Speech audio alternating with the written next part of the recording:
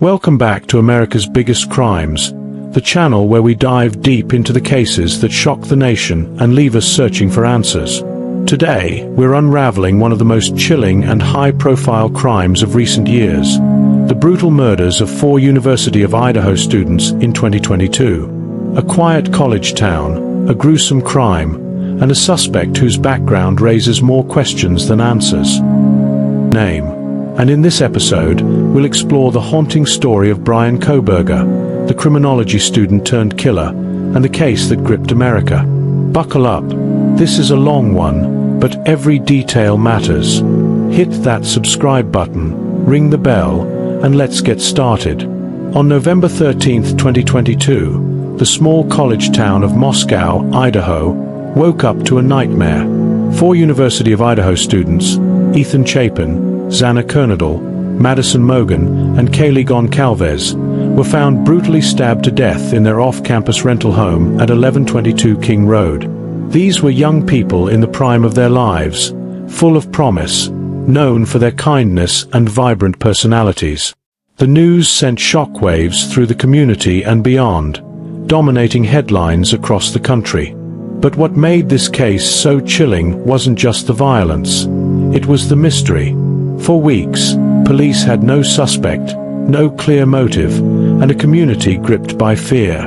Let's set the scene. The house at 1122 King Road was a typical college rental, a hub for parties and late-night hangouts. On the night of the murders, the victims had been out enjoying a typical Saturday, some at a party, others at a local bar. By the early morning hours, they were back home, likely asleep or winding down. But around 4 a.m., a killer entered their home through a sliding kitchen door. What followed was a calculated and savage attack. The coroner later revealed the victims were stabbed with extreme force, with Xana Kernodle suffering over 50 defensive wounds, fighting for her life. Blood was smeared across walls and floors, painting a gruesome picture of the crime scene. 2 roommates, Dylan Mortensen and Bethany Funk, survived the attack. Dylan later told police she saw a masked figure with bushy eyebrows inside the house that night, a detail that would haunt her and fuel public speculation. But with no immediate suspect, Moscow was on edge. Who could commit such a heinous act? And why? For 6 weeks, the Moscow Police Department, alongside state and federal authorities, worked tirelessly to crack the case. The breakthrough came from a combination of old-school detective work and cutting-edge forensic science. A key piece of evidence was a tan leather K-bar knife sheath found next to Madison Mogen's body. It contained male DNA, which became the cornerstone of the investigation. Using investigative genetic genealogy, police traced the DNA to a family tree, eventually zeroing in on Bryan Kohberger, a 28-year-old Ph.D. student in criminology at nearby Washington State University. Kohberger wasn't a random stranger. He was studying criminal justice, had a deep fascination with crime scene processing, and even wrote a paper on the subject. Investigators found his white Hyundai Elantra matched a vehicle seen circling the victim's neighborhood multiple times before the murders. Cell phone data placed his phone near the crime scene 23 times in the weeks leading up to the attack, though it was suspiciously turned off during the killings. When police searched his family's home in Pennsylvania, where he was arrested in December 2022, they found a knife, a Glock pistol, black gloves, and a face mask. His car was so meticulously cleaned that no usable evidence remained. But here's where it gets eerie. Kohberger's behavior after the murders raised red flags. A fellow teaching assistant at WSU noted he became unusually talkative post-crime, with scratches on his face and knuckles he claimed were from a car accident. In jail, he took hour-long showers, washed his hands dozens of times a day, and barely slept, according to an inmate. These details painted a picture of a man obsessed with covering his tracks, but not well enough. So, who is Bryan Kohberger? A former Ph.D. student with an academic focus on criminal behavior, he seemed an unlikely suspect at first glance. But those who knew him described a darker side. Classmates called him intelligent but selfish, often manipulating others to do his work. He reportedly acted inappropriately with female students and was fixated on finding a girlfriend. Some speculated his motive was tied to rejection or a desire to test his criminological knowledge, but to this day, no clear motive has been established. Kohberger's defense team pointed to his autism diagnosis to argue against the death penalty, but this didn't sway the court. His meticulous planning, buying the knife 8 months earlier, scouting the house, and turning off his phone, suggested a calculated mind.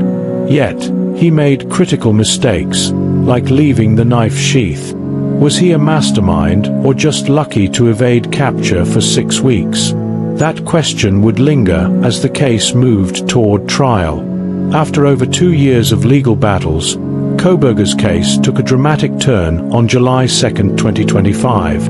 Facing a trial set for August, he accepted a plea deal, pleading guilty to 4 counts of first-degree murder and 1 count of burglary. In exchange, prosecutors dropped the death penalty, ensuring he'd spend the rest of his life in prison without parole. On July 23, 2025, Judge Stephen Hippler sentenced Kohberger to 4 consecutive life sentences plus 10 years for burglary, along with a $50,000 fine and $5,000 civil penalties per victim. The sentencing hearing was raw and emotional. Families of the victims, Ethan, Xana, Madison, and Kaylee, delivered powerful impact statements. Steve Goncalves, Kaylee's father, called Kohberger a complete joke. The best description I can give you is like if I had come face to face with him, because I wanted to maintain that eye contact as much as I possibly could. And when I tell you, there's not a human there, right? I'm not scared of this individual. I'm not intimidated by him. Truly, I'm not. But when I tell you there's a... I hereby sentence Mr. Kohberger as follows. On count 1, burglary, 10 years fixed, 0 years indeterminate. I also impose a fine of $50,000. Count 2, first-degree murder of Madison Mogan. I sentence the defendant to a fixed term of life imprisonment without the possibility of parole, a fine of $50,000, and a civil penalty of $5,000 payable to the family of the victim. On count 3, for first-degree murder of Kaylee Goncalves, I sentence the defendant to a fixed term and vowed to keep the focus on the victims. Olivia Goncalves, Kaylee's sister, demanded answers. Where is the murder weapon? What were Kaylee's last words? Dylan Mortensen, a surviving roommate, spoke of her debilitating anxiety, saying, I had to sleep in my mom's bed because I was too terrified to close my eyes. Xana's mother, Cara Northington, offered forgiveness but said, I am washing my hands of you. Kohberger, dressed in an orange jumpsuit, remained silent, declining to speak. The plea deal sparked mixed reactions.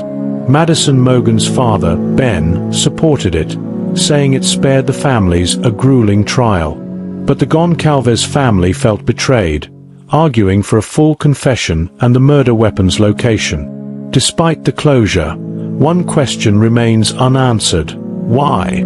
Prosecutors admitted they found no evidence linking Kohberger directly to the victims, leaving the motive a mystery.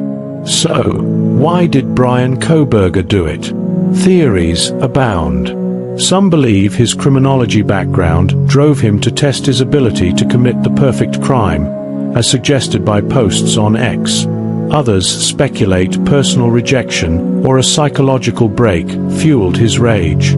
The fact that he spared 2 roommates, Dylan and Bethany, adds to the enigma. Was he exhausted, as former Moscow Police Chief James Fry suggested, or did he have a specific target? The absence of the murder weapon and Kohberger's silence keep these questions alive. The case also highlights the power of forensic science. The DNA on the knife sheath, cell phone data, and surveillance footage were critical, but Kohberger's meticulous cleaning of his car shows he knew how to cover his tracks. This blend of sophistication and sloppiness makes the case a fascinating study in criminal behavior. As Judge Hippler said, There is no reason for these crimes that could approach anything resembling rationality. The murders of Ethan Chapin, Xana Kernodle, Madison Mogen, and Kaylee Goncalves left an indelible mark on Moscow, Idaho, and the nation. Their lives were cut short, but their memories live on through their families and friends who fought for justice. Bryan Kohberger's sentencing closes a chapter, but the pain and questions linger. This case reminds us how fragile life can be, and how one person's actions can ripple through a community. Thank you for joining us on America's Biggest Crimes. What do you think about the Kohberger case? Do you believe we'll ever know his true motive? Drop your thoughts in the comments below. And don't forget to like, subscribe, and hit the bell for more deep dives into the cases that shape our world. If you want to support the channel, until next time, stay safe, and we'll see you in the next video.